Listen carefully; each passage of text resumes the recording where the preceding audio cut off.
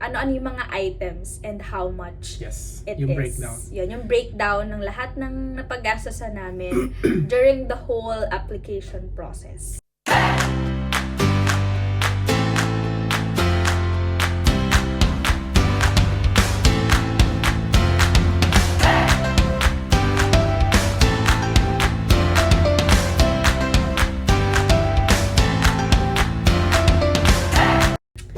Hello you guys! Welcome back to our channel. Yan. So, for today's video, we will be discussing yung super madalas itanong sa amin, which is... magkano yung nagastos namin for applying sa study permit tsaka na open work permit? Ano-ano yung mga items and how much it yung is. breakdown. Yun, yung breakdown ng lahat ng napaggastosan namin during the whole application process. This was way before the planning stage pa, no? Nung nagpaplano pa lang kami mag-apply pa dito sa Canada. So at the time, nagtatrabaho kami both. So we are earning. And then nagse-separate kami, nagtatabi kami ng certain amount of money, ipon kumbaga, para ma-prepare yung mga expense na kailangan namin. Okay, so without further ado,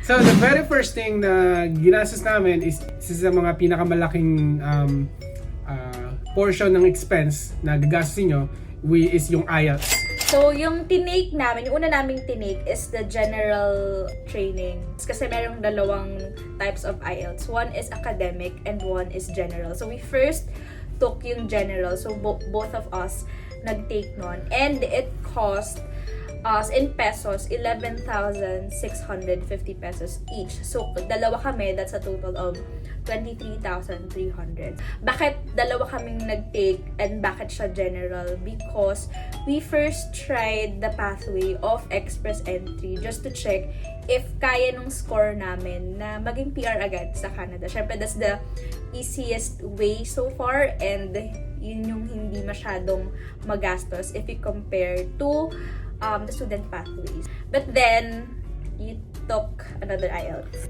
We move on to another plan, which is the study permit. So that's why, since napagdesisyon na namin na ako yung mag-aaral and then siya yung mag-a-apply ng open work permit, so I took the IELTS academics naman. It's the same cost, it's 11,650, but this time ako lang yung nag-take kasi ako lang yung mag-student. Now, sa study permit, yung IELTS, hindi siya required unless mag-a-apply ka under ng SDS or yung student direct stream. I think at the time yung ibang school nagre-require din ng IELTS academics. But ngayon alam ko marami ng mga school na nagwe-waive nun. So this is optional. Pagka regular stream naman, it's just optional. So you can definitely save 11,000 for this. Yan. So, next naman is, syempre, naghahanap-hanap na siya ng school. And when he was able to choose a school na, merong bayad yung mga application. Parang application fee. You have to pay 150 Canadian dollars. Sa case to ng Lambton. So, mind you, ang dami kong in-applyan ng school. Kasi nasa isip ko nun, apply lang apply. Baka hindi matanggap dito sa ibang matanggap. So, the more entries, more chances of winning. Yeah. So, hindi lang isa yung in-applyan niya. So, ilang 150 So, I dollars. applied sa Seneca, I applied sa Centennial, I applied sa Lambton. I think nag-apply din ako sa Bow Valley, sa Calgary, I think. Imagine nyo, apat na 150 Canadian dollars yung ginastos namin nun. The thing is, marami ng mga kapwa nating Pinoy dito na meron din silang affiliation sa mga school, so they can provide you an assistance to get free LOA or so you don't have to pay for the application fee. So makakatipid din kayo doon. Yep. And then next item, I think this is the biggest na expense for us is the tuition fee, because we paid not just the first sem but we paid for the whole year na of the tuition fee, which cost us, sa Lambton to in the case of Lambton, Toronto, it's 16,500 Canadian dollars. So I'm taking cloud computing, so this is a 2-year program.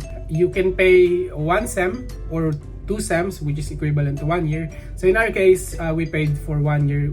But you have the option to only pay 1 SEM. First term lang muna, and then, but in our case, we paid the 1 year kasi meron na kaming, nandiyan naman na yung money. So, bakit itatabi mo? Yeah, it can also help with your application kasi meaning medyo secured na yung 1 year of expenses mo. So, I think it's a factor na to prove na you have the funds kasi nabayaran mo na siya for the whole year. Ayan, that's only for 1 year. Ngayon, for the second year, that's another, well, depende sa program, ano. Pero sa cloud computing kasi is yung 4th semester, co-op siya or parang OJT. Kapag na-meet mo yung GPA over the 3 semesters, first, second, and third, pag na-meet mo yun, qualified ka to do the co-op. Otherwise, you will do a project na magbabayad ka rin. So the third sem for me is around 8,000 Canadian dollar. So yun yung pinag-ipunan namin during the semesters, during our first year, pinag-ipunan namin yung 8,000 Canadian dollars to be paid for the second year. Yeah.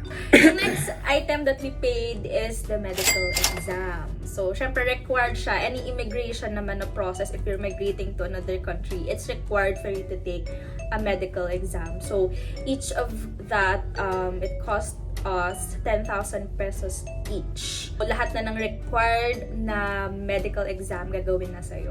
Unless you have yung mga special cases like kailangang i-test if you have HIV or meron kang tuberculosis or TB, may additional cost yun. But if it's just the regular medical exam, it's just 10,000 pesos each. So total of us for the two of us is 20,000 pesos. 20,000 pesos.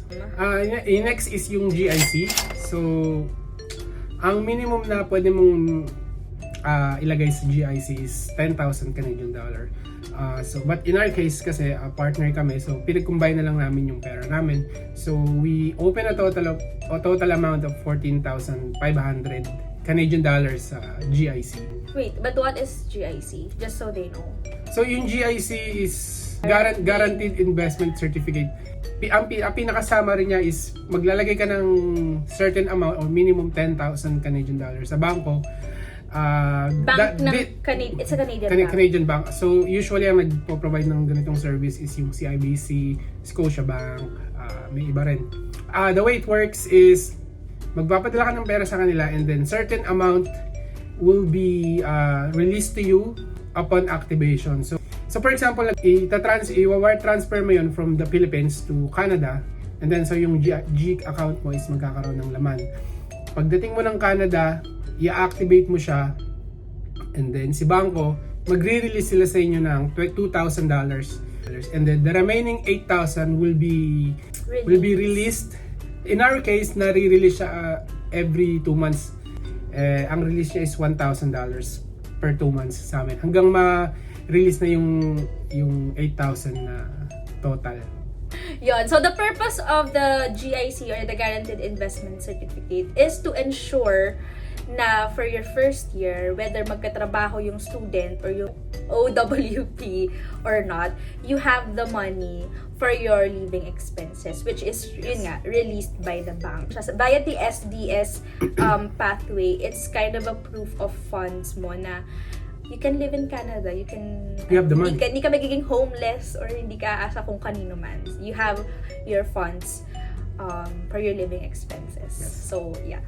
Basically, ano lang siya, i-hold ni bangko yung pera mo para hindi ka one day Hindi ka millionaire. magwaldas, ganon. Kasi pag nagwaldas ka, wala ka ng pera. Yon. So, how much is our GIC? Our GIC is a total of 14,500 Canadian dollars.